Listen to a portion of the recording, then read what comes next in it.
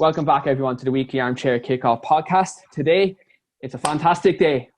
It's the return of the Premier League. So I have a full house here today. So I am joined by Gary Egan. He's come back after a 2-month hiatus from the channel. I'm joined by Callum McFadden from FootballCFB. I'm joined by Steve McGrath, our Tottenham fan. I'm joined by Sean Maroney. And again, William Bryant has made a return to the show. Lads, how are you all this evening with the return of football? Can't wait.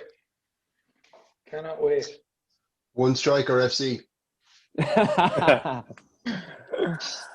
So look, just before we kick off, lads, I just want to kind of touch on something.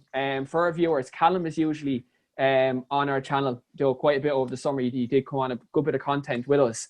And recently this week, Callum has been made part of the Football Writers Association. So that's a very big milestone in terms of Callum's journalistic career. And he's doing so much with FootballCFB, and he's interviewed a lot of kind of influential figures in football. And I think for all of us here at the weekly Armchair Kickoff, so we'd like to extend congratulations to Callum with regards to the big achievement he had with getting on the Football Writers Association. Well done, Callum. Unbelievable. Well done, Callum. Well done. That means a lot, lads. As I say, every time I come on this show, I always have a good laugh and enjoy it. And at the end of the day, we all just love football. And I'm sorry to say, Gary, we all just love football except Liverpool.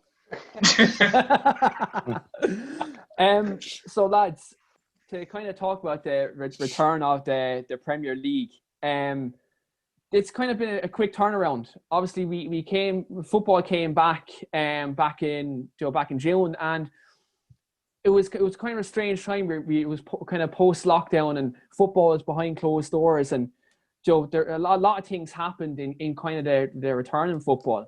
So I just kind of want to talk briefly about last season. Gary, I'm going to come to you first. Obviously, you being a Liverpool fan, the return of football must have been absolutely fantastic for you, because you witnessed your club win a league title after a long time, a barren run without going without one. When the football returned kind of, behind the closed doors, how did you feel at that time? To be honest, there was a stage there in March, the end of March, start of April, where I didn't think the league was going to finish. I think an awful lot of Liverpool fans thought that. I thought of all years to do it, was the year that it was looking like we were going to do it. And God had just said, nah, I hate Liverpool fans. I'm just Liverpool. But it was tough times. Delighted it came back.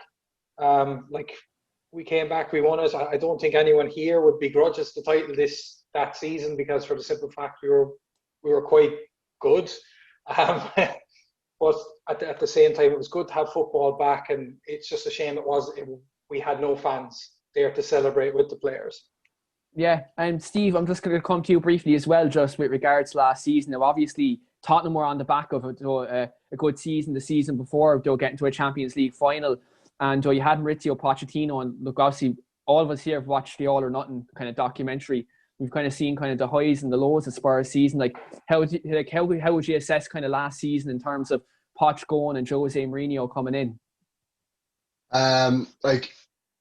It's basically it's two separate stories really of the season. So there was the pre-Jose and the post-Poch.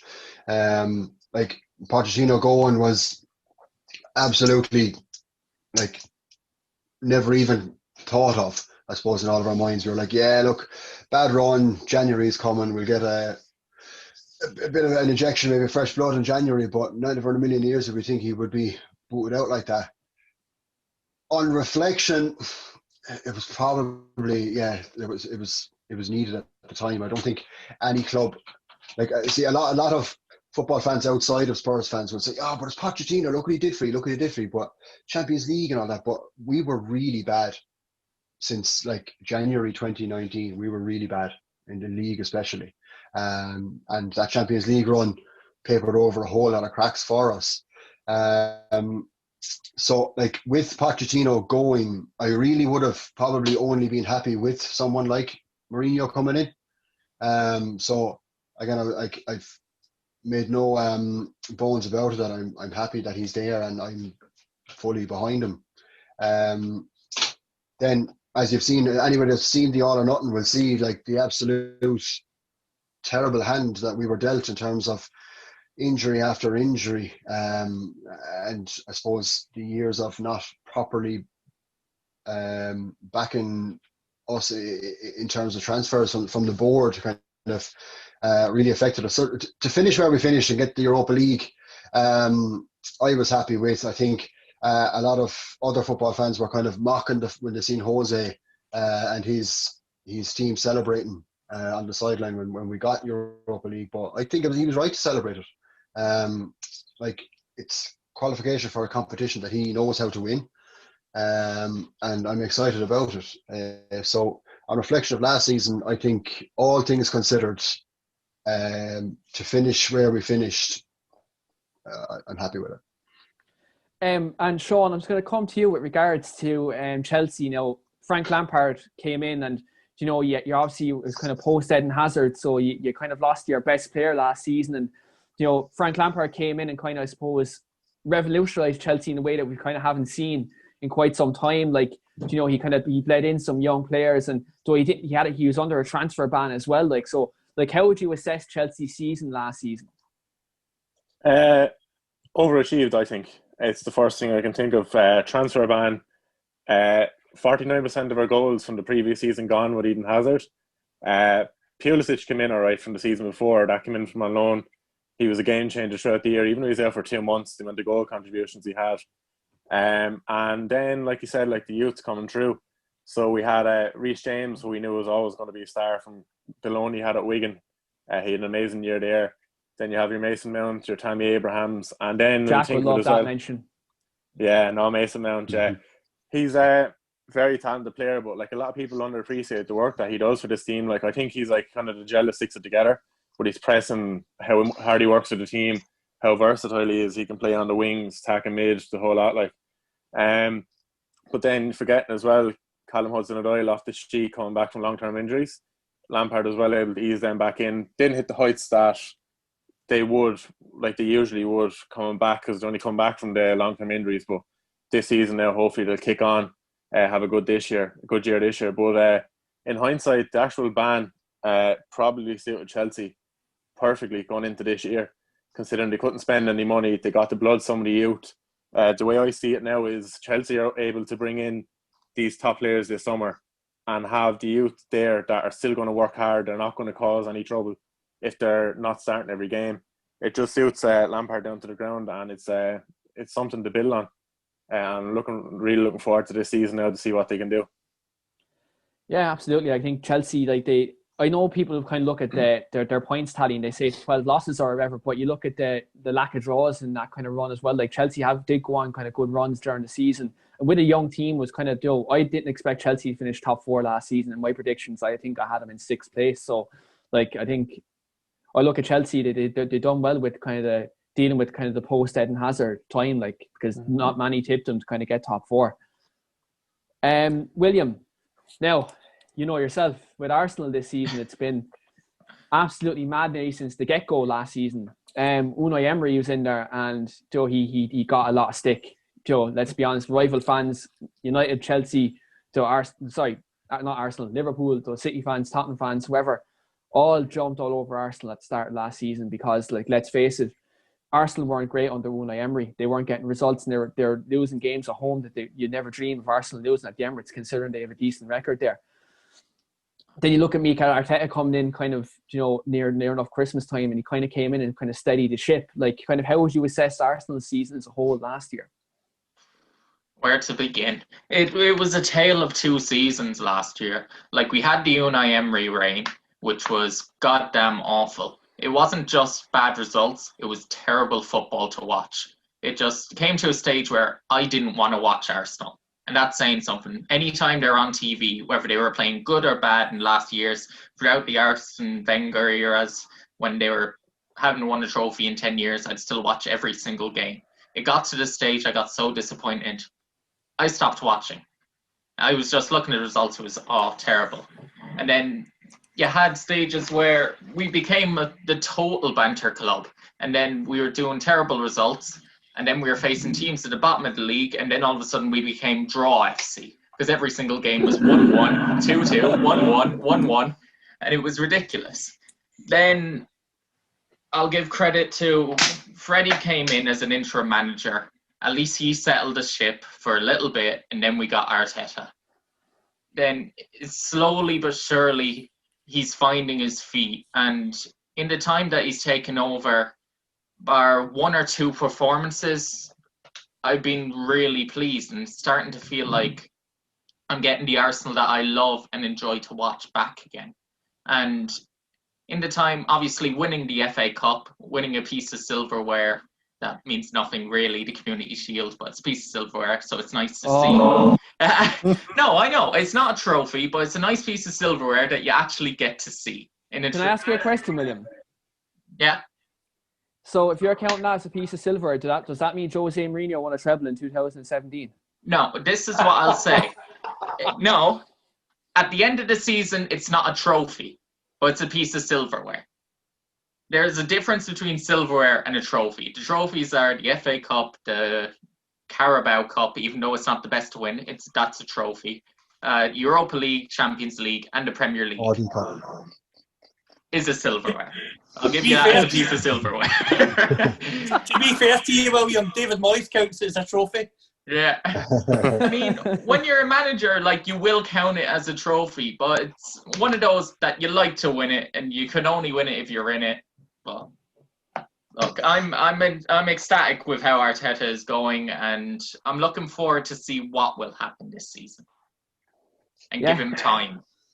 Yeah, I think Arteta, like, you know, he has done a decent job at Arsenal. Like, all things considered, when you look at kind of the squad that they had, and so their defense was very suspect, kind of all season really. And the fact he's came in, steadied the ship in kind of big games, he's kind of given Arsenal kind of, I suppose, towards the tail end of the season, defensive structure, which I think in the last kind of 10 years they haven't had, like, do you know what I mean? So the fair play to him, like, you know, he's done well. Callum, I decided to come to you last because with Manchester United this season, we literally had a season of two halves.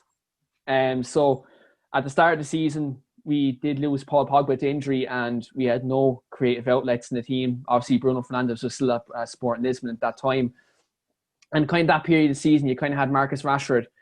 Yeah, I know he got a back injury, but he was proverbially carrying Manchester United on his back before his back gave out. Like, talk to me about kind of Manchester United season last year, you know, in terms of pre-Bruno Fernandes and post-Bruno Fernandes, really. In terms of pre-Bruno Fernandes, we've both spoken about this. It was grim. The team were playing well on the counter-attack, which you don't mind in a one-off game, maybe against one of the big teams, but consistently in every game United were going into, unless they played on the counter, you were hard. It was a hard bet to say they would definitely win a football match, because you witnessed the situation at Newcastle, Burnley. It was not convincing, and there was definitely a need for something to change. There was a number of people who thought maybe it was the manager that had to change.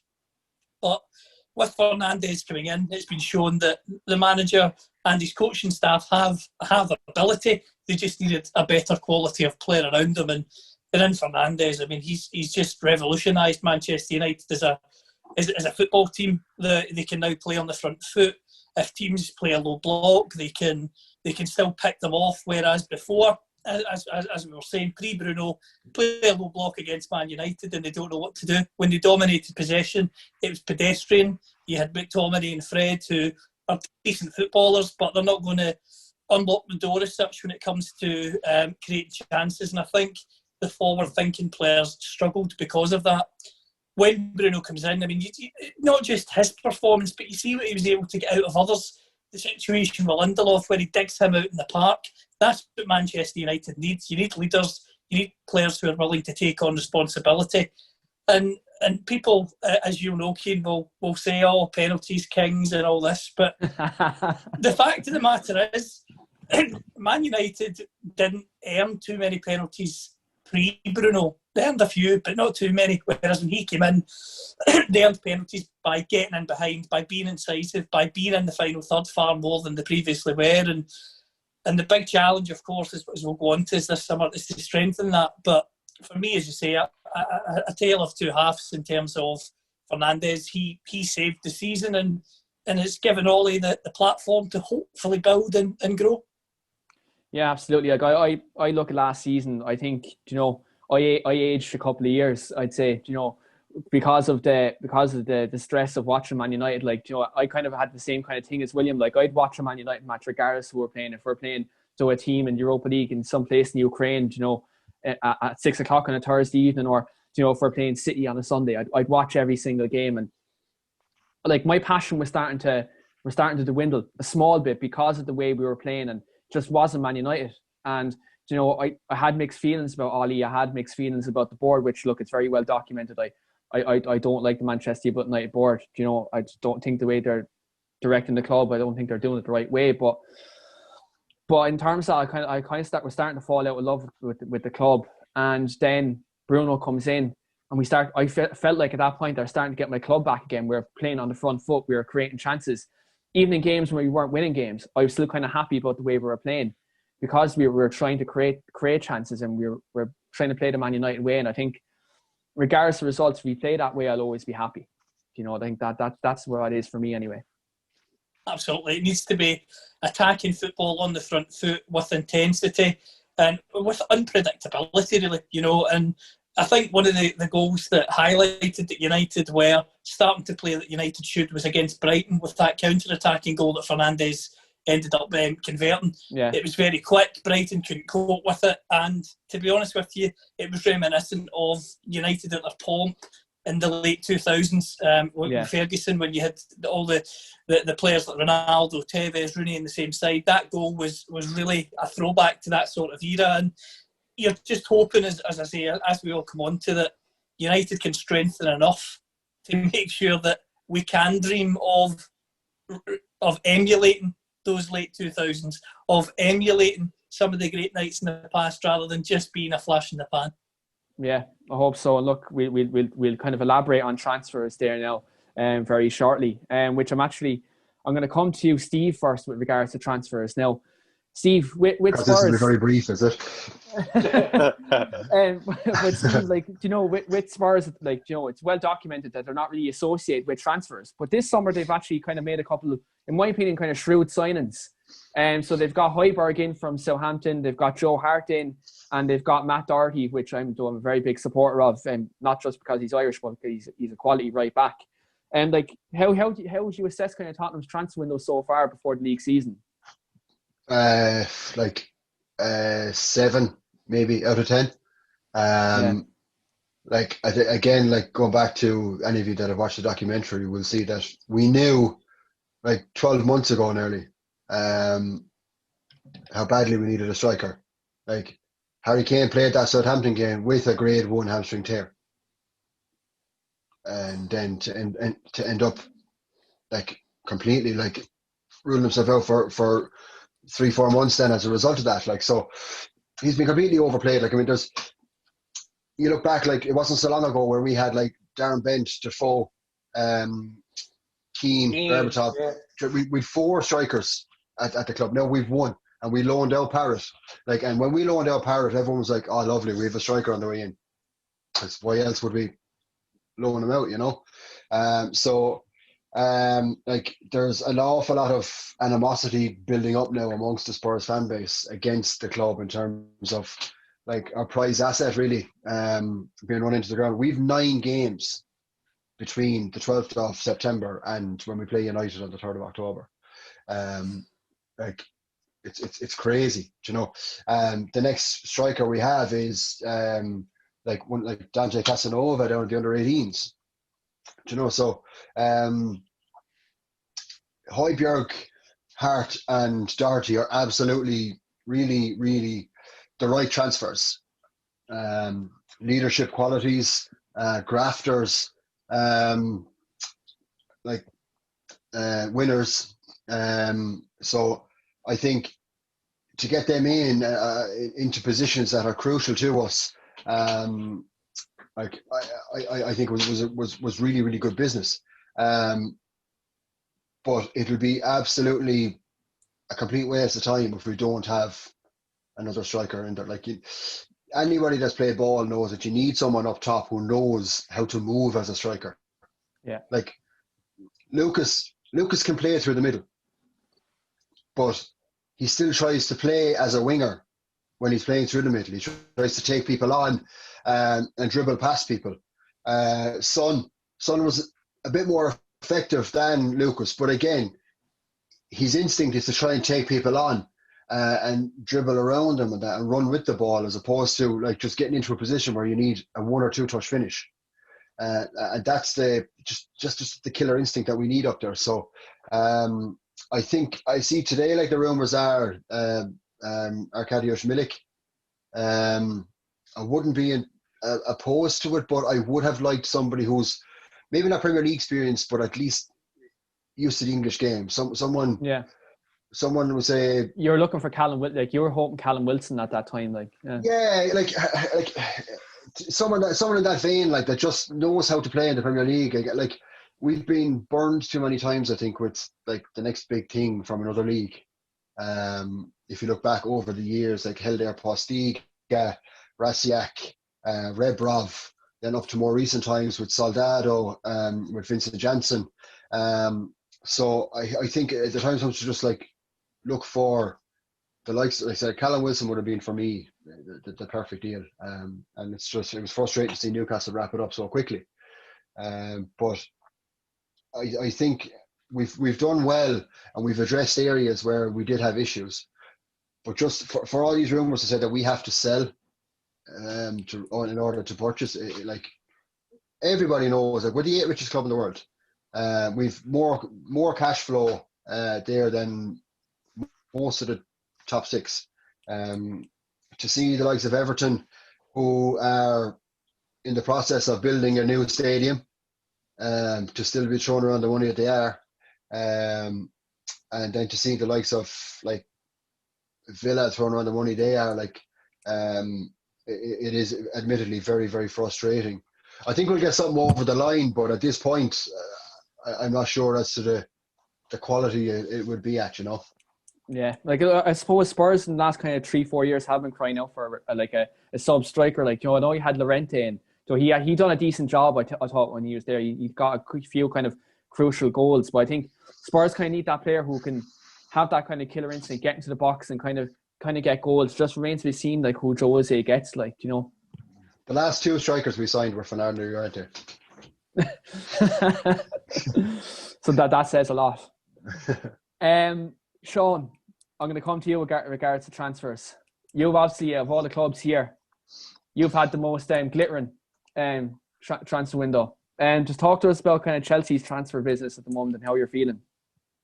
Oh yeah, like 100%. I had the TV on yesterday, sitting down, seeing Sky Sports News listed to the right, like all the players that are coming in.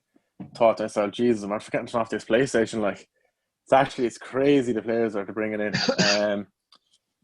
A lot of areas needed to be addressed because of, like you said, the transfer ban from last year, lost Eden Hazard. So there was a lot of positions we knew we were going to need to cover. But post-COVID, like, we were linked with Sancho for a long time, and I was putting all the eggs in one basket thinking like, have to get Sancho, because if it's not, it's going to be another Conte window where we're going to be bringing in players the likes of Bakayoko and stuff, spending all the money in them. But just seeing Werner and Ziyech, like Havertz, the whole lot coming in, it's just unbelievable. Like, it's crazy. Didn't think it was going to happen. Chelsea haven't had a window this big since 04-05. Abramovich's second year there, and it's hopefully now it's all going to pull together. See, the players, like a lot of people are thinking like these players will need a lot of time to gel because there's so many. I have no doubt that they are going to gel because the quality is just top notch. But it's just a question of like how soon they're going to gel, I think. But like I said in the last podcast that I was on here, I spoke about how Lampard is kind of, and Cech and Marina, how they have this little trio going where they get all, like from a sporting point of view, it's not just a business point of view, they're sporting, looking at the team, picking out the weaknesses, where they need to strengthen. I think they've got nearly everything spot on, from the players to, like I said, the coach Anthony Barry been brought in from Wigan.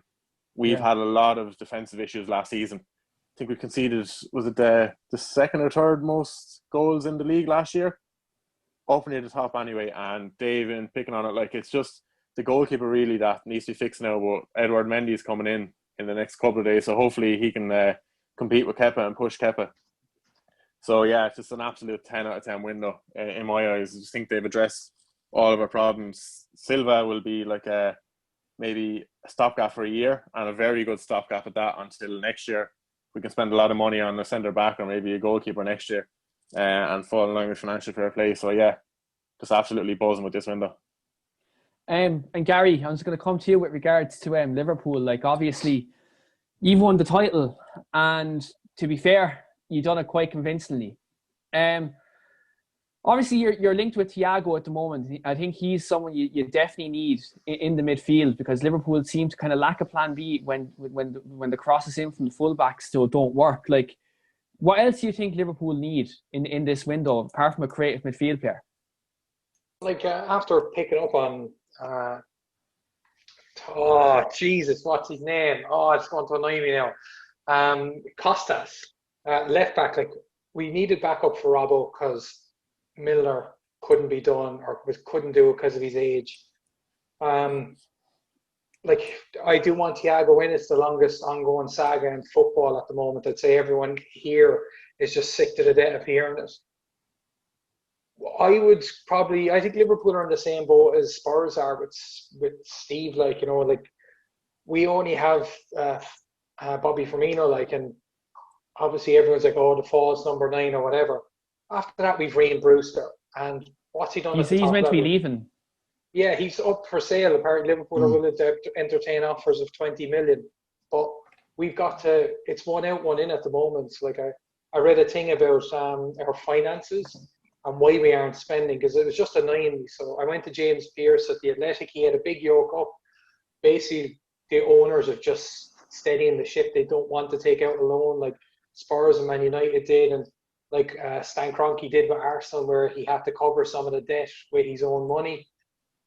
They don't want to get to a stage of doing that. So I'd like to see Thiago. I'd like to see another striker in. But Bobby Firmino's don't grow on trees, like, you know, and especially when Liverpool come calling now, there's a premium, because what we can do is, like, we bought Firmino for 29 million, we bought Robbo for 9. It's going to be a minimum 40 to 60 million pounds, and Thiago has 1 year in his contract for 30 million, but I think he's a no-brainer for that price. And it looks like Gini Wijnaldum is going out, heading to Barca as well. Yeah, so like you kind of touched on that, like, you know, Liverpool are kind of need to sell to buy, and like I think you even seen kind of in the COVID-19 when they kind of had to furlough staff, that kind of showed that I suppose the costings at the club. So Liverpool need to kind of save every penny they had, because they didn't want to, as you said, probably take out a loan like the Spurs and Man United have. Because we took out like 140 million loan or something that was to cover COVID-19 costs. Like, you know, at least I suppose Liverpool look at it in that perspective, they haven't had to do that. No, it's like, which is amazing to see. Like, obviously they did reverse the furlough because I think it was the backlash from fans. Like, everyone knows Liverpool was brought up like as a working class city, and people that work at that club are very much seen as working class people, and like, they're like with any club, they're supporters of the club, and all of a sudden they got thrown to the wolves. But thankfully the club reversed the decision to do it, because I think Klopp more said it than anything, that these are part of the family that are helping us win the league. So it was good to see that type of thing. Yeah. William, at the moment Arsenal have kind of been reasonably kind of quietish in the transfer window, and you've gone out and you've got Willian in for Chelsea, and it's kind of a move that has its kind of pros and cons. Like, he's an experienced player in the Premier League, but others will say, especially Chelsea fans, you know, I've seen a few online saying that, you know, they're getting kind of Chelsea's leftovers. Like, I've seen you're linked with likes of, you know, Thomas Partey and Aouar from Lyon. Like, how are you feeling kind of about Arsenal's transfer window kind of so far? The transfer window so far. So if it was to close today, I'd be a little bit disappointed. However, we've obviously gotten Willian, and I'm happy that, honestly, I'm actually quite happy we got him in. I think he's a winner. He's won things, and it's more for the mentality in the older guard. He can come in and he can teach the likes of Saka and Reece Nelson, who'll be also probably on the bench type thing, and Pepe, how to play in the Premier League and give him even more tips on how to succeed and give him good competition. I mean, as much as Chelsea fans were making fun of Willian, he was still second in like creating their highest chances last year. He's still a quality player. And they wanted to keep him, but they just wouldn't offer him a 3-year contract. They were willing to give him a 2-year. So it's not that bad. We have also brought in Gabriel Magalhaes, who, it's good. We brought in a 22-year-old centre-back. Centre-back was always one of our problems. And we have William Saliba coming back from loan. So he's going to be like a new signing as well. So on that basis, it's okay. I have a really good feeling about Aouar coming in. I've seen even more reports that we're confident that the deal will get done. So if we can get him in, I didn't watch much of him, but when I watched him against Man City in the Champions League, you can tell that that boy is going to be a talent. And if we could bring him in, I'd be ecstatic. And if we could bring in Thomas Partey with him, then perfect window. Because we have enough attacking talent at the moment. Now, I do understand that we'll probably be selling a few players to make these deals happen. Like, Bellerin's probably going to go to PSG for about 35 million. He's one of them. And I've seen a lot of Arsenal fans give out about that. But personally, it's not that I don't rate Bellerin. I think he can be a quality player. But I just don't think he's a champion type player. And that's where we want to head in the future. And if getting rid of that part means getting better midfielders, then we can work on the right back next season when hopefully we get more money through hopefully qualifying for the Champions League. I can hope. Then I'm okay with that deal. Yeah. Like, I suppose, like, if they get like Thomas Partey and an Aouar, like, it kind of makes them strong in midfield, because I suppose one of the things Arsenal kind of lacked in the last kind of while is a good spine. And I think if they can develop that, so they can maybe be more successful in domestically in the league. Yeah. No, I think, like, we've gotten our new 2 centre backs. Our goalkeeper's been fine. Up top, we're not struggling scoring goals. So I think at times we were struggling with creativity in midfield. And I feel like it's just our midfield that needs to be worked on now. And obviously, I forgot that we brought Ceballos back on loan, who was key towards the end of last season. I'm happy, and hopefully he helps improve the club again next year. Yeah, that was a decent signing for yourselves. Callum, Manchester United in the transfer window. This has been a very heated transfer window for our club. Our fan base has been very, I suppose, angry towards the club again. Now, obviously, in kind of the last kind of week, Donny van de Beek has come in for 40 million from Ajax, and we had talked on a live there last week about how it's a shrewd signing from the club. It's been well documented, obviously, that the Jadon Sancho deal seems to be kind of dragging on. Now, obviously, fresh reports have come out today that the club have kind of agreed personal terms and stuff like that. You know, that's not going to be an issue, but it's still kind of a battle with the transfer fee. And obviously, we're linked to it regularly on as well. Like, how would you kind of feel about United's transfer business, considering, like, you look at Chelsea and they finished on 66 points along with us last season, both of us in 3rd and 4th, and you see the progression they're making, and then you look at our transfer window. Like, what do you make of it? So far, if I'm being brutally honest, it's been underwhelming. I think Van de Beek is a shrewd signing. We talked about that last week, as you said, and I think for the money that you're getting him for, I think it was a no-brainer. I think he's a player who will strengthen United. United need depth badly, because you look at United's bench at times and it just doesn't fill you with hope when it comes to changing a game. And I think Solskjaer basically showcased that to the board by putting changes on very late towards the end of last season. I would personally be delighted with Jadon Sancho. I think, as you know as well as I do, Dortmund, like Leicester last summer, basically said, our price is €120 million or £108 million. If you pay that, you can have the player. Whereas United have tried to obviously structure the deal with an upfront payment and then significant add-ons, but Dortmund again have just said, we told you £108 million, pay it and you have them. So I think they're starting to realise that they're going to have to pay it if they want them. The agent's fee was an issue. I know that was an issue.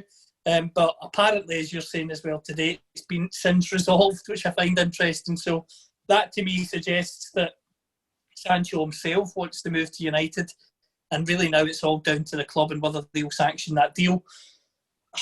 Personally, I think it will happen, but my only worry is if it doesn't happen, United will neglect the centre-back position and the full-back position, because as I've said before, Luke Shaw doesn't win you league titles. Luke Shaw doesn't get you closer to challenging for league titles.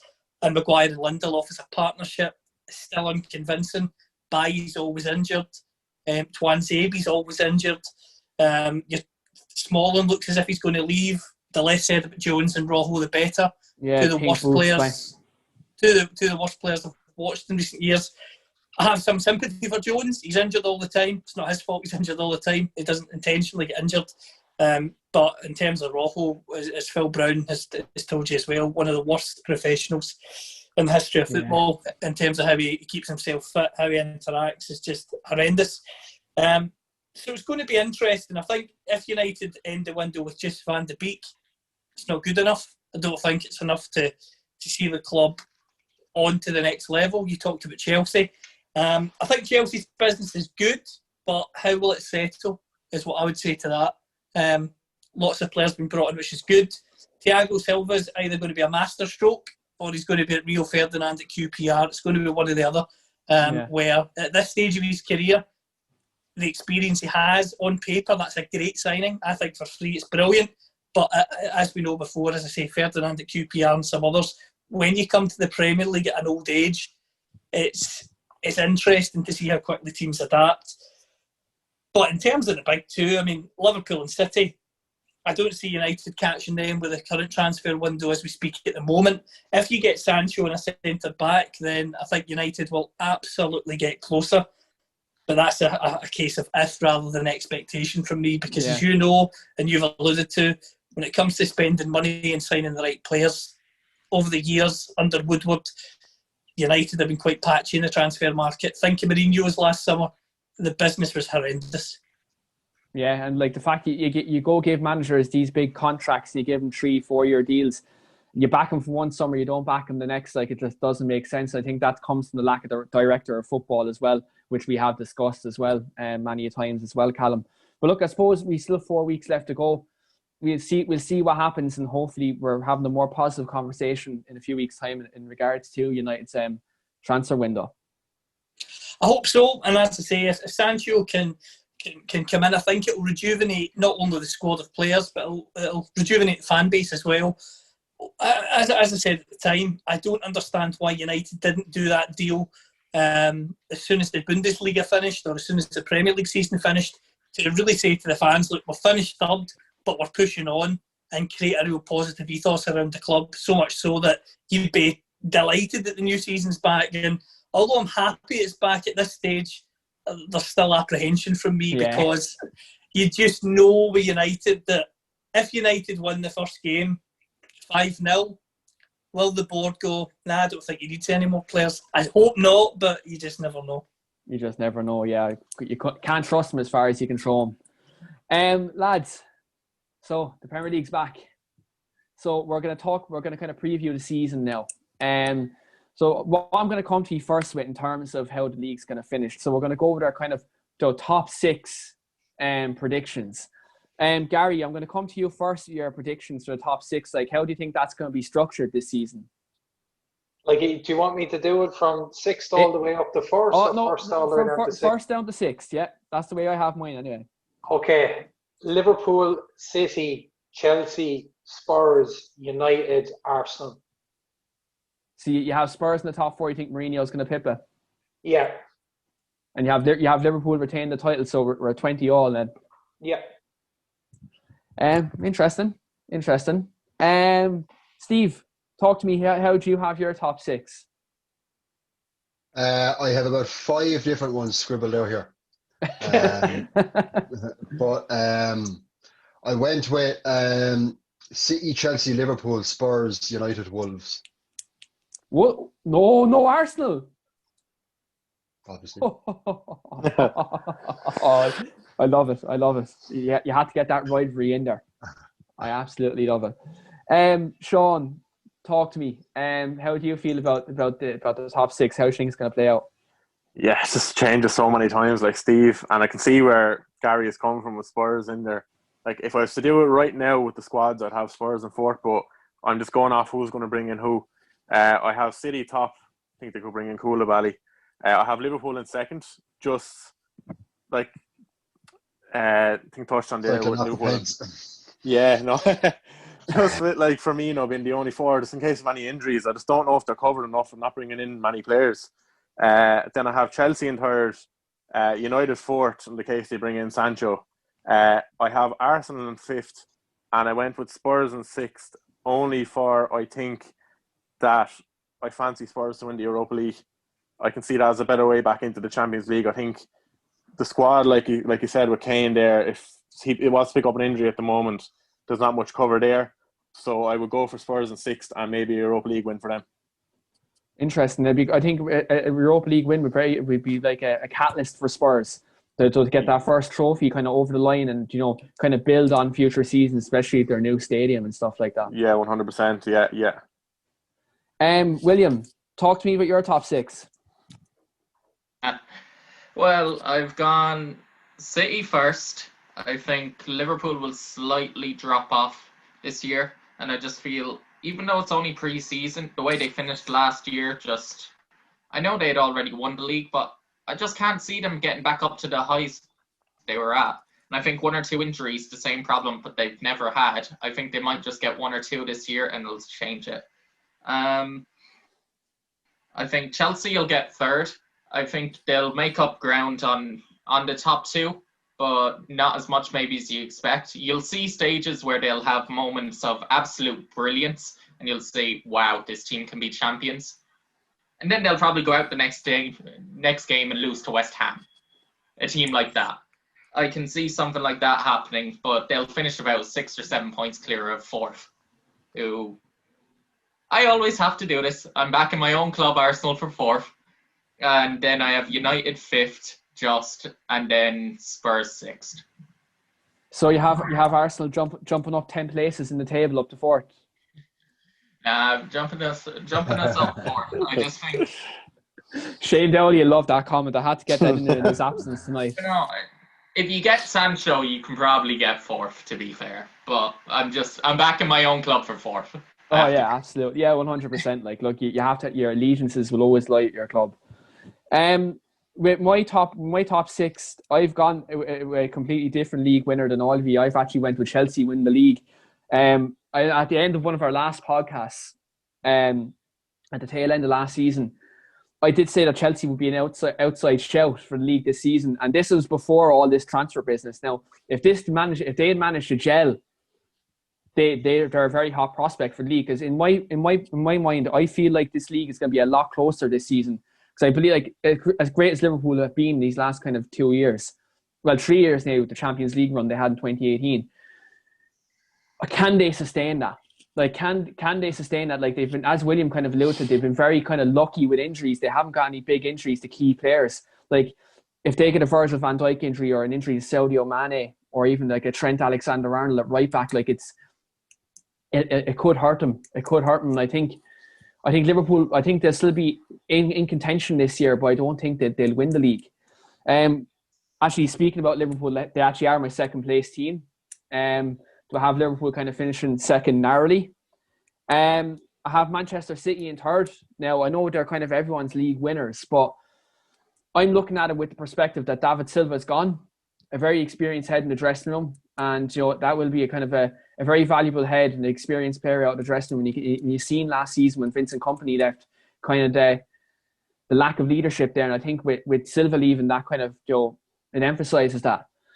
And like you see Leroy Sané leaving as well, and I know like Ferran Torres coming in replacing him, but he's not the quality of Leroy Sané. And you've seen the drop off from Raheem Sterling as well at the tail end of last year, and you've even seen in the England games and in the City's kind of end of season games, like, he hasn't been great. I've gone with United in fourth, simply off the basis that if we get Jadon Sancho in and a left back, I think we'll scrape fourth. And I'm gonna keep the reason why I think we're gonna finish fourth kind of in my player of the year. And the reason is kind of later on. In fifth, I've gone Arsenal. Joe, I think with Mikel Arteta, I think he'll pick up a lot more points in games if Arsenal have dropped points. Now, I was kind of chopping and changing between Arsenal and Spurs in them fifth and sixth places. But I think just at the moment, as it stands with their two current squads, I think Arsenal just pip them to fifth. Now, if Spurs can get a backup striker in of good quality with Premier League experience, that could change. But I think it's going to be like in my opinion, between fourth and sixth, there's not going to be much. There's not going to be much separating them teams. I think there's going to be a battle there for a top four. And I think between them three teams, it's going to be a very close affair. And I think with first, second, and third, it's going to be close enough as well. Now, look, I could be completely wrong, completely off base, but that's how I feel the season is going to go in terms of top six. Callum, how do you feel about top six? Where do you have everyone finishing? I think City will win the league. I think Torres and Ake are shrewd signings. You could argue, is it enough to win a title? But I think that's where you look to your manager. And with Pep Guardiola not pulling up trees in the Champions League and losing the title by so many points last season, I think it's really vital that he regains the league title just for his own credibility in many ways, in the sense that obviously he's one of the best coaches in the modern era, but I don't think you can afford to go too many seasons without winning a major honour. Second place will be Liverpool for me. I think their first 11 is absolutely fantastic, but as everyone's alluded to so far, a couple of injuries and you start to worry about where they could end up in terms of consistency. Third place, I'm going to say Man United. I think. Hey, go on, Callum, boy. I think if United can get Sancho and one more, I think that'll be enough to secure another third place finish. I don't quite think United have got the ability, as I've said, to push a City or a Liverpool at this stage. They might get slightly closer, but they were, God knows how many points behind Liverpool and City last year. So I think they'll get slightly closer, but not close enough to really worry them. Fourth place, I'm going to go Chelsea. And I was torn between Chelsea and Spurs because, I'll be honest with you, I don't think Frank Lampard... I think they've got a great squad on paper, but I don't know if Lampard's the coach who's going to take them to the next level. I think he'll get Chelsea into the top four this season, but I wouldn't be surprised if next summer Chelsea are looking at another manager. That's something that I think personally they'll look at an elite coach to take that team on to the very next level with the talent they've signed this year. Fifth place, I think, will be Spurs. I think Mourinho will produce the goods, and it wouldn't shock me if they sneak into that top four because he will want nothing more than to upset one of the big boys of recent years. And then sixth place, Arsenal. But don't rule them out in Europe. I think Mikel Arteta has been incredible. Obviously, I'm biased towards Kieran Tierney, but I think he's a leader, someone that Arsenal need. And in Pierre-Emerick Aubameyang, for me, they've got the guy who's arguably the best striker in the league. Yeah, I thought you were going to have Arsenal to win the league, so I know you're very vocal about how much you think they're a great team, Callum. I have to be honest with you, as I say, normally I wind Arsenal fans up, but I actually think we've seen a bit of progress in them so far under Arteta. Yeah. What makes me sad about Arsenal is, growing up for me, obviously, it was Arsene Wenger's Invincibles, Henry, Bergkamp, Pires, and you look at them in recent years and they've really dropped off that level of quality. But it would be good to see a stronger Arsenal back in the Premier League rather than the sort of second place at best team we've seen in the latter Wenger years before they really dropped off. So I think there will be progress. I don't think it's enough for top four this year, but I think Arteta's the right man. Yeah, 100%. And I'm going to call it now as well. Brendan Rodgers will be sacked this season. I hope so. That man, I think he's very overrated. And I'm just going to throw that out there. I know Gary might hate me for that, but can I join in on this? Yeah. I actually think Lampard will be the first manager sacked this season. Sean, do you have any reaction to that? Nah, I don't think Lampard will go before the end of the year. Obviously, depending on what he does this year, if he can put in a title challenge, win the cup, it could be decided at the end of the year. But nah, I don't think he'll go halfway through. I think they're putting trust in him now, the board, and they're going to give him the season. And hopefully more after that, hopefully many more years. But who knows, it's Chelsea, they're rootless. Yeah, At the end of the season, in my opinion. What was that? What was that, Willie? I think Lampard will be gone at the end of the season. I think he comes third in the Premier League, makes up barely any ground, like it makes up a little bit, but not enough, and doesn't win any cup, and then is gone. Bold prediction. Lads, I'm going to come to you with the relegation zone. So I'm interested to see all of your choices. Now, people might think, due to popular belief, that I'm just going to be biased and say Leeds United finish 20th. That's not the case. So for anyone who's going to be disappointed, there you go. So I'm going to actually go with my bottom three first. In 18th position, Steve McGrath, you're going to love this choice. I have West Ham in 18th. West Ham United. I have them in 18th. I think, Joe, if they lose Declan Rice, which is looking like to be a very big possibility, he could be going to Chelsea. He was their player, like one of their players of the year last year. He's absolutely class for him, and as much as I hate the man, he's a quality player. So I think West Ham will finish 18th. I think there'll be another relegation for David Moyes, and I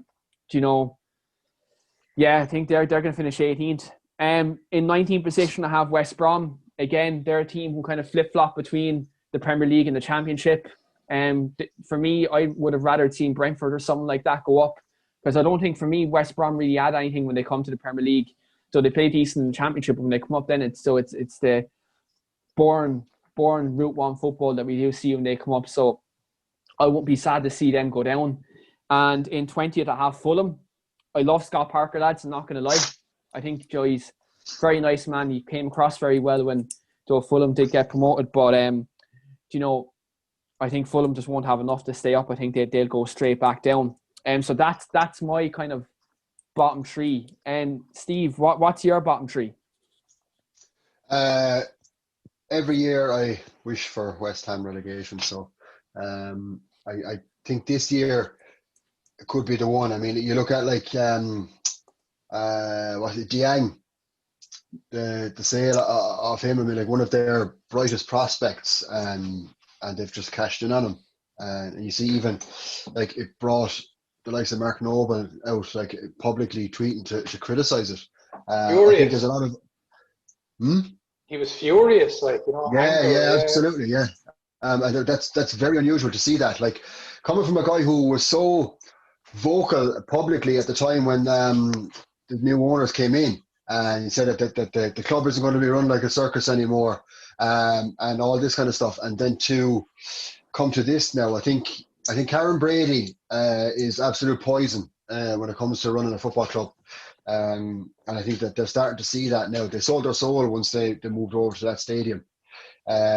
So I definitely think West Ham this season will struggle very, very badly. I'm torn. Like I don't think West Brom are going to stay up.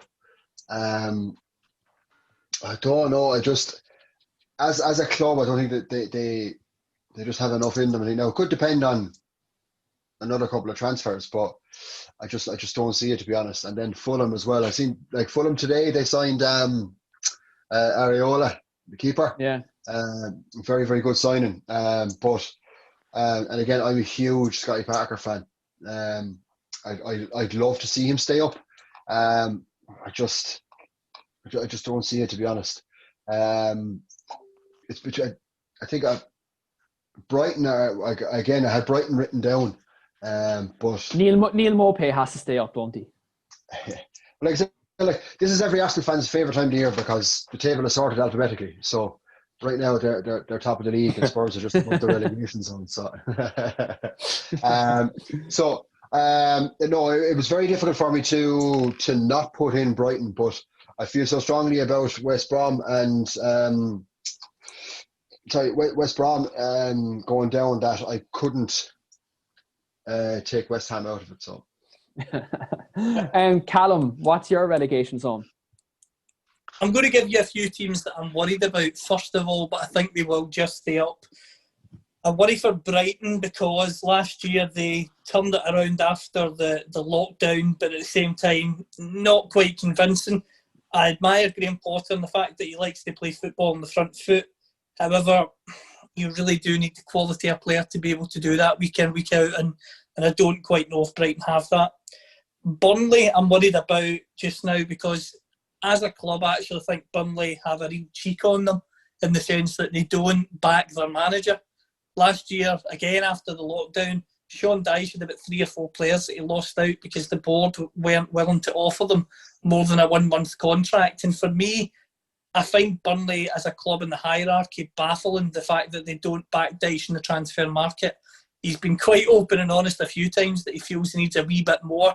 And I feel that he pushes them, yet they don't really react. And if they get a couple of loan signings, that'll be great. But there's talk of them losing Tarkowski, who's one of their best players, which alarm bells ring for me there. To West Ham as well, Callum, which I think would be crazy. Oh, they're surely a direct rival. Yeah, as you say, totally agree. They cannot let him go to West Ham if he's leaving. Totally agree. Palace worry me because they were very poor after the lockdown. Zaha looks as if he's stopped playing now. He wants to go. Eze could replace him and be really good, but again, it's going to take time to adapt from the Championship. And of course, Aston Villa. Pains me to say it, I've got a really soft spot for Villa. They're a wonderful club. They're a historic club as well. But there's just so much reliance on Jack Grealish, who could obviously be sold or get injured. And if that's the case, I really worry. But to come to a relegation in 18th place, I'm going to go for David Moyes as West Ham to be relegated. Yes. David Moyes is the most uninspiring appointment for a club. One of them anyway. Him and Pardew, I would say, are that sort of level that when you hear David Moyes has been hired, I don't really know as a fan base what if that would excite anyone now, even bloody Hartlepool fans, because the man's been sacked from he's been sacked from basically every job after Everton. He plays dull football. I find him personally to be a dull character, and I just feel that when your captain's coming out and questioning the hierarchy of the club, that's not good. It's not good to see that in public. And for Moyes as well, it'll be interesting to see what Moyes says, because surely he was consulted by the board when they sold Diagrana to West Brom, and he's got to have okayed that. There's no way they've just went and sold him without Moyes' approval of doing that. And if they have, that just shows the basket case they've become. Totally agree with what you said about West Ham losing their identity and selling their soul by moving to Olympic Stadium. For me, relegation is what West Ham deserve just for that move, because that stadium, it's just not a football stadium, and it's embarrassing considering what the fans had at Upton Park. It was a ground where the fans could get on top of you. The atmosphere was good. It was a traditional football stadium, and they've cashed in by moving there, and it's backfired badly.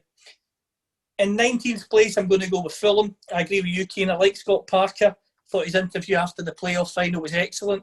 They're a club I've got a lot of time for as well. I think they're a classy club, but I just don't think they've got enough quality to stay up, to be honest with you. Tom Kearney's one of their key men, a player who flatters to deceive for me. And I think when he's one of your key players in the Premier League, I don't think you're staying up. And last place is going to be West Bromwich Albion. Love Slaven Bilic. Think he's a character. He's very funny. But I just think when you look at West Brom's squad, Charlie Austin scores goals, but he scored goals about 6 years ago in the Premier League, and he's not really hit those heights since. So I think that, again, sums them up. They're going into a season in the Premier League relying on players that aren't proven at Premier League level, and that all the last time they were proven was many years ago. Yeah, I think they'll definitely go down there. I think they'll probably be everyone's shout. And William, what's your relegation zone? Right, so yeah, like you just said, probably everyone's shout. In last, I have West Brom. I just don't think they'll have enough quality overall to stay up. And I like Slaven Bilic, but I mean, even just looking at the games to start off their season, I just can't even see where they start off. I just feel like they'll have a bad run and just never really pick it up. Then 19th, I actually have Aston Villa. They relied so much on Jack Grealish last year that one thing with him, just one injury and he's fucked. Like, they've just signed Ollie Watkins, isn't it, from Brentford? Yeah. Right, fair play to him, top goal scorer in the Championship. Doesn't necessarily mean that you're going to score loads and loads of goals in the Premier League. And I don't know if Aston Villa actually have that firepower still, even signing him. Now, don't get me wrong, there's links with him defensively, possibly signing our goalkeeper, Emi Martinez. And if he goes there, like, he's a brilliant goalkeeper. It'll definitely gain him points, but I just still don't think it'll be enough. And I think they're going to go down. And then in 18th, I've actually chosen Fulham. I think they will put up more of a fight than the other two, personally, I think. I think they play some nice football at times, but they've also got the plan B with Mitrovic being a big brute of a man, to put it nicely. And I just think they will just scrape it going down, and they'll be fighting with West Ham, and I think actually in 17th will be Burnley, personally. I think it'll be bad. Yeah, that's not bad shouts. I think Villa will stay up though. I feel like they'll have enough. Watkins, good player. If Grealish can stay fit, people know that I love Jack Grealish as a footballer. Again, don't like it his international football choice, but look, still can't. Not going to hold that against him too much. Yeah, John McGinn's a fantastic player as well. Callum's a very big fan of John as well. Absolutely. That was a turning point, I think, as well for Villa last year when they were absolutely flying. Then McGinn got injured, and that's when I think they just lost a bit of their momentum and a bit of the excitement I think they had, and they started to worry a little bit, kind of going, "Oh, McGinn is gone. What else could go wrong?" And I think they got a little bit edgy after that, and you could just start to see the kind of cracks creeping in then from then on. Your man named Douglas Luiz, well, he's a very good player, lads. I like the look of him. He's a very good holding midfielder. I'm surprised Pep let him go. But look, yeah, it'll be interesting to see kind of relegation zones. It'll probably be drama down to the last day, just like every year. Sean, did you give me your relegation zone? Not yet, no. No, fire away. Yeah, so for 18th, I was thinking it was a throw-up between Villa and Palace. I personally think Villa are going to stay up. I think they have enough, and I think Dean Smith has enough about him to for a relegation battle like he did this year. The experience of the season just gone, of being in that battle and getting out, I think he'll pull a more line between Grealish and, like you said, McGinn, and I think Ollie Watkins will score a few. I think Palace are going to come 18th. Where my problem with Palace is I think Zaha is going to leave. And then the biggest problem is the striker. I'm not sure there's anyone there to bang in enough goals to keep them up. I know Batshuayi is probably going there on loan. Batshuayi is very much a poacher. He needs a lot of the chances put on a plate for him, and I'm just failing to see where those balls on a plate are going to come from without Zaha. Easy looks to be a good prospect, but it remains to be seen whether he's going to be able to do it in the Premier League. Now in 19th I have Fulham. I don't think they have enough quality, but the reason I chose them over 20th place is I think with the likes of Mitrovic and stuff, they're going to have players that will be able to dog a few results and grind out a few draws, maybe scrape a few wins off teams. I put them in 19th, and then I have West Brom to come bottom. I just don't think, like Callum touched on, like Charlie Austin up front as well. I don't know where the goals are going to come from to keep West Brom up. So I'm going to go with West Brom finishing bottom. Gary, talk to us about your relegation zone. I have in 18th Crystal Palace. I think they have, as far as I'm aware, the oldest squad in the Premier League. They're not adding to it. As Sean said, they're going to lose Zaha apparently, going to Everton or whatever. They're not going to replace him, and I just want them gone. And they've had a good run, but goodbye, good riddance. Is there any specific reason why you want Crystal Palace gone? I would prefer not to go into that before I just go on a rant. 3-all. In 19th place, I have West Brom. I do love Slaven Bilic. I think he's just mental. He's what we would all be as football managers, because he's a fan. He loves the game.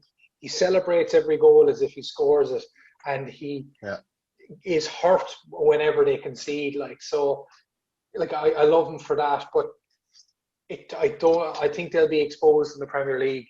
And then in last place, I have West Ham. Oh, and yes. Goodbye, good luck, good riddance. If they go, I don't want them to come back for 10 years. Oh, stop. Do you know what? I don't think they will, Gary. I genuinely think if they go down this year that it could be a Sunderland. It could if they go down again. Yeah. Will we get Green Streak 5 or something and it could be on Netflix? That'd be deadly. Well, actually, no. I'll tell you what. If they did like a West Ham till I die or something, or All or Nothing West Ham, next season, and I got to see them getting the insides of them getting relegated. Oh my God! I just want to see a David Boyce team talk. Oh, stop. Any ideas, lads? No, just hop in about 78 crosses there. You'll be grand.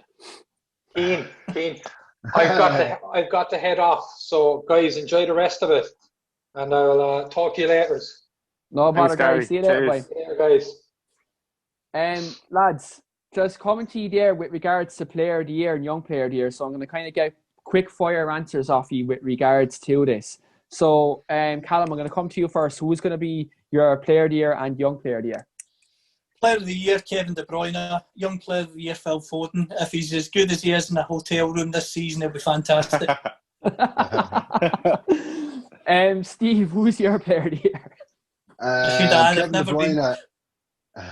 Sorry, I should add, I've never been in a hotel room with Phil Foden. That's just enough. Kevin De Bruyne, and the next one answers my one to watch as well. I think Ollie Watkins for Villa, I think, is going to be one of the best signs of the season. I think I've seen him a lot last season. I was absolutely buzzing to see that we were linked with him. So I think I really think he's going to be one of the signings of the season, and I think he will turn out to be Young Player of the Year as well. William, who's your Player of the Year and Young Player of the Year for this year? So this coming season. For Player of the Year, I'm actually going to go Raheem Sterling. I think he's going to pick it up again and just really fire in. And Young Player of the Year, Phil Foden. I just realised Ollie Watkins is actually a year or two old. Well, he's still young. If he's acting like Jesse Lingard, he's still a young player.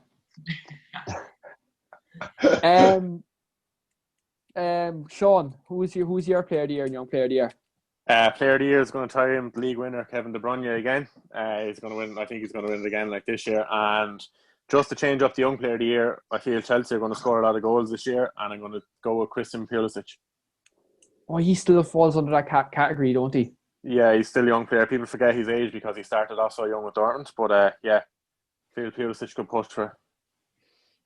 Yeah, that's not bad. It's not a bad shout at all. Not a bad shout. My Player of the Year is Bruno Fernandes.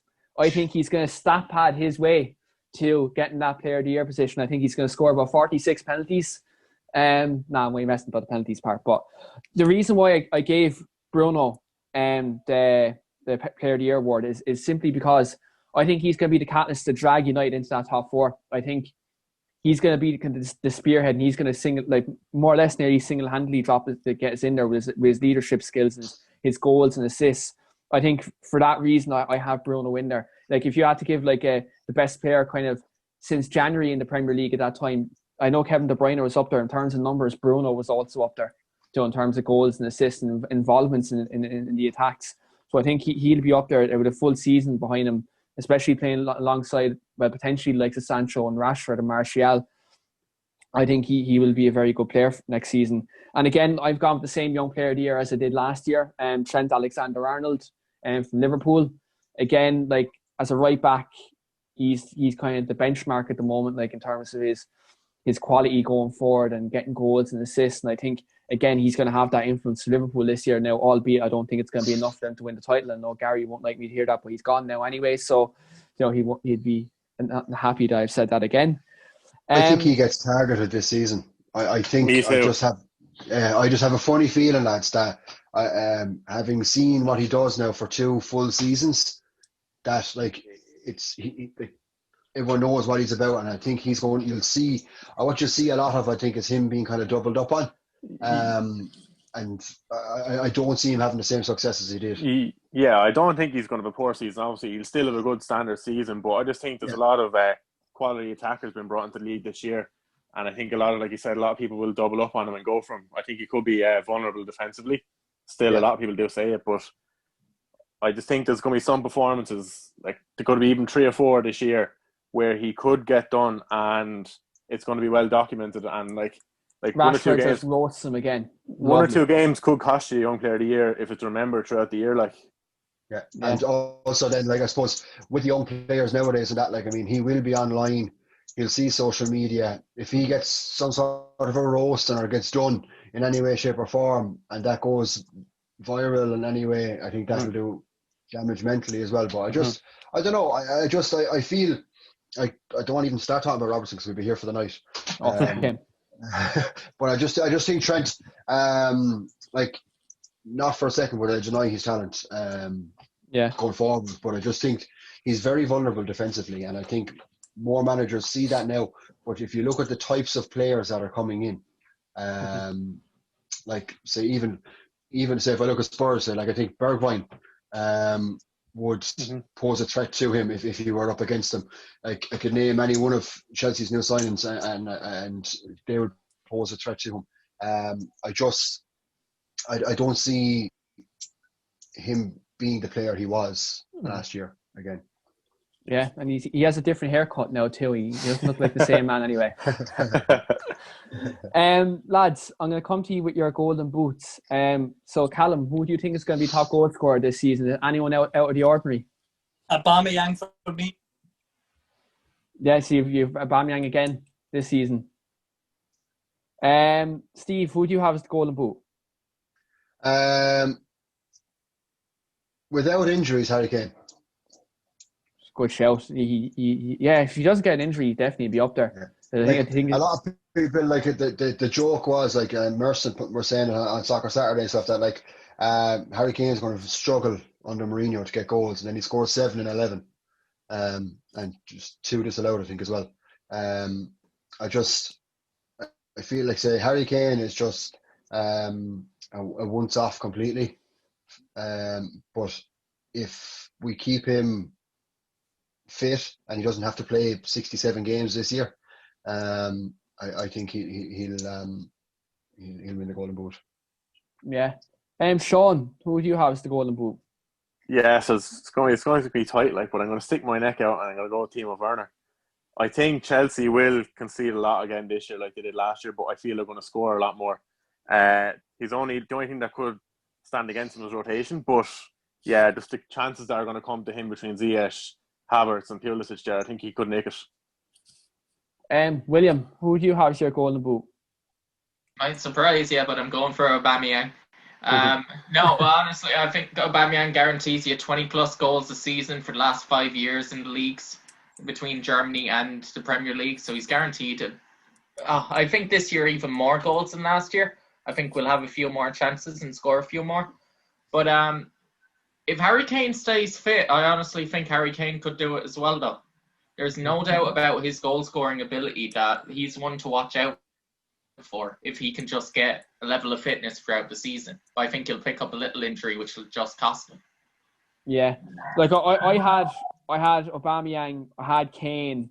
I also had Mo Salah down, but I took him out of it straight away. But my choice is Pierre-Emerick Aubameyang as well. I think, like, look, he saved Arsenal from, like, to a very low finish. I know why they're joking saying Arsenal finished 14th last year, but to be fair, like, Aubameyang was absolutely class last year. Like, he's like, as William said, like, he's a 20 goal a season striker, and he's unbelievable, and he's very integral. If Arsenal are going to be successful this season, they're going to need him to be bang on form. So I think, yeah, Aubameyang will get the Golden Boot.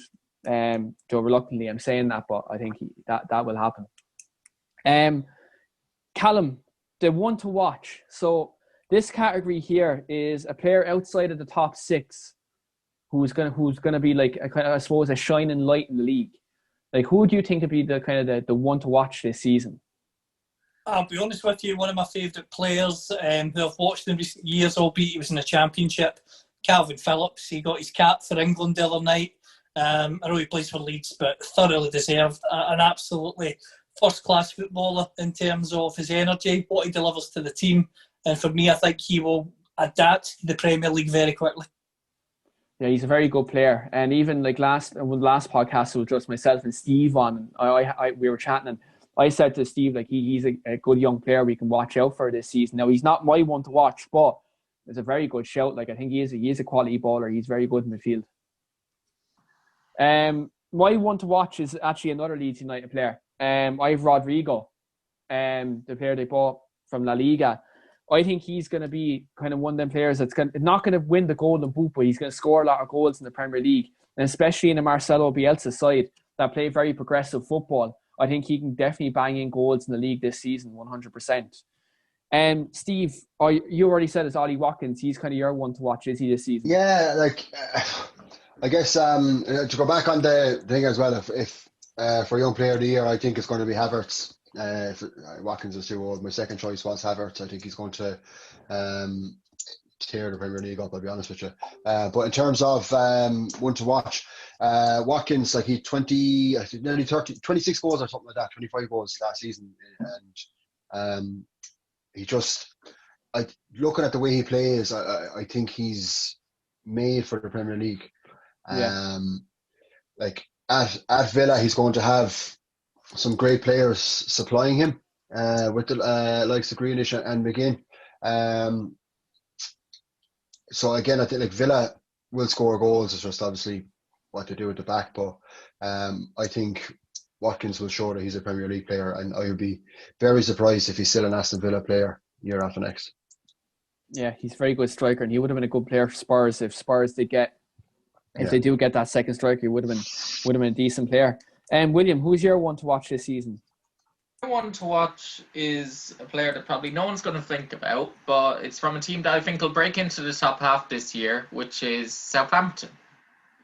Now, I think they finished last year very well, but a player that did get recognition a few years ago, but you tend to forget about, James Ward-Prowse. I think this year Southampton are going to score a lot more goals, and I think he's just integral to the team and will just show his quality even more, and then maybe get touted with a bigger move next year. Yeah, Ward-Prowse is a very good shout. Like, you can see kind of what he does for Southampton in terms of his set piece delivery, in terms of kind of giving him stability in midfield. He's not a bad shout at all. I think in the first game you're going to see it even more when they face Crystal Palace side with so many injuries in defence. Oh yeah, 100%. Sean, who's your one to watch? I'm going to go for an unusual one. This man scored 13 goals last year in an average side. He did dip a bit after the lockdown, but I'm going to go for Dominic Calvert-Lewin, with Everton bringing in a lot more firepower there in midfield and potentially Zaha and Richarlison either side of him. I can see Calvert-Lewin banging in 15 to 20 easily if he's on the penalties and everything. But I think Calvert-Lewin is going to be very good this year. Young player as well. Going to be looking for goals, going to be hungry. Yeah, Calvert-Lewin's a bad shout. Like, to be fair, when Ancelotti came in, you kind of seen the good form he was on, and Ancelotti kind of wrapped his arm around him and said, "Look, you're my main man up front." Mm-hmm. Steve, in terms of your manager of the year, I suppose we don't know who's going to get sacked first. Like, we're talking about Lampard or maybe Steve Bruce or whoever. But in terms of manager of the year, who are you thinking for that accolade next season? I think Wolves are going to do very well next year. I like Nuno. I like what he does. I think they'll break the top six next year. And he's I don't definitely. I think it was Craig Wilder probably should have got it last year. I don't see Sheffield United repeating what they did. So I think they'll be kind of back down bottom half next year. But I think Wolves are a team now that we'll see competing top six wise, close to top four wise for the next couple of seasons. So I like the guy. I like his attitude. I like his approach to things. You never see him causing too much controversy. He's always very level-headed. He's always very honest in interviews and that. And I just think he has a good group of players there that play for him. I know that every one of them is Portuguese basically, but I think this season we'll see a lot more from Wolves as we did last year. Yeah, and just as we're just about to get there, Jack Clemson just posted there saying Man United after making breakthrough in Sancho talks, but I think he's a bit late to the party at that one. We were kind of discussing that a couple of minutes ago. My manager of the year, and again, I'm wearing a United jersey, but United fans are going to come at me again over this. I've gone with Leeds manager Bielsa. I think Leeds are going to break the top 10 this year. I think they're going to do something similar to what Sheffield United done last season. And I don't like Leeds, the club, but I like Marcel Bielsa. I think he plays very progressive football, and he's a very good football mind, and he's just a great man. Do you know what I mean? Now, for Frank Lampard probably doesn't like him over the whole kind of the Spygate thing, but I think Bielsa, he's a really good manager. He does play great football, and I think with obviously the likes of Rodrigo and that coming in, like I think they're going to be a good team this season. So I've gone with Bielsa anyway. It's my manager of the year. That's my shout anyway. Callum, who's your manager of the year? I think it's quite hard in terms of, I think the leagues get so many top coaches, coaches that want to play football the right way. And for me, I'm going to pick a coach who I think is just very inspiring. His teams always impress me, and the fans of his clubs always love him, and that's David Moyes. So, in reality, I agree with you. I'm going to go Bielsa in the sense that I think the way Sheffield United came into the Premier League and were very impressive last season is the way Leeds will be this season. I think their system, I think they'll get a couple of hammerings along the way because they're vulnerable in the counter-attack, but if they've got the players at full fitness and they're impressing as intensely as Bielsa likes to, I think they will cause lots of teams trouble. And I think, although there'll be a few hammerings maybe along the way for them, I think they'll actually shock a couple of the big boys away from home. Not United anyway. West Ham. West Ham, yeah, one of the big boys. William, who's your manager of the year? Honestly, this year I don't see too many shocks, and I think it's just going to be not a boring season, because I think the season will be entertaining, but in terms of awards and stuff like that, I think it'll just go to the winner of the league, which I have as City, which will be Pep.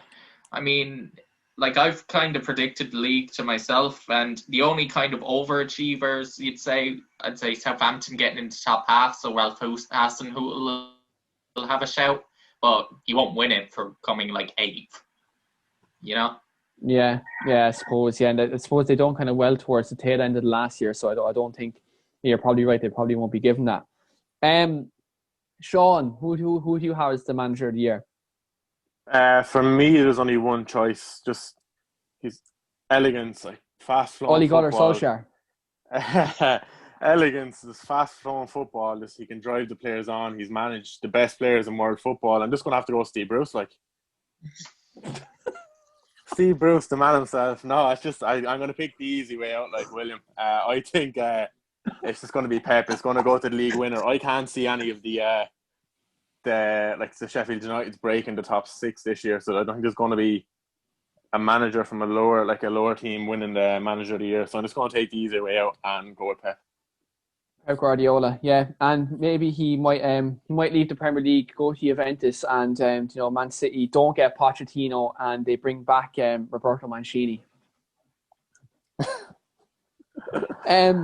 Lads, so I think we've come to a general consensus just on this podcast that West Ham are getting relegated. I think we can all kind of warm to that part of life. We've all the general consensus, apart from myself, is apart from Gary. Everyone thinks City's going to win the league. Everyone kind of has a slightly underwhelming year for United as well. So, look, I suppose that remains to be seen. But looking at it, there's a lot of very good talking points, and a lot of kind of good, very predictions. I suppose we're all very excited about this league season coming back, and especially now the talks of other more lockdowns and all that other crack. Like, again, football is going to give us that escape, from all the uncertainty that's going on in the world at the moment, and it is just good to see it come back. And look, I think maybe this time next week when Man United are after playing their first game, I won't be saying that. I'll probably be tearing my hair out again. But I'm like, football is a big part of my life. I'm just so glad to see it come back. Let's not forget that, most importantly, in September, every single Premier League match is on television, so you can watch every single one if you wanted to. That's unbelievable. I'll just be avoiding the Liverpool matches. That's just that for me. And it starts with Arsenal. Oh, stop. And you'll jump up to the 10 places from 14th last season. Lads, thanks for coming on tonight. It's been a very good show. We'll be back again next week. So we will be doing our United show again next week, and also I suppose reviewing kind of the first weekend of the Premier League. And also next week is the debut of our London show. So Steve, Jamie, Mackie Murphy, Sean and Jack Clemson will be hosting the first edition of that. Now William will be a regular on that show as well. And Chrissy Gearin as well on the Arsenal side of things.